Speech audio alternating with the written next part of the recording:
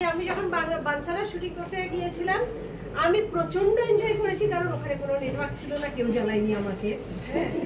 আর দ্বিতীয় কথা হচ্ছে ওই ঠান্ডায় রাত্রে এরা সব পালিয়ে গিয়েছিল, ডিরেক্টরও পালিয়ে গেছে, পুরো মামিফাইড হয়ে সবাই। হ্যাঁ, মানে চূড়ান্ত মানে কম্বলও পারলে পরে না, কিছু লোকজন তো কম্বল গায়ে দিয়ে ঘুরছিল।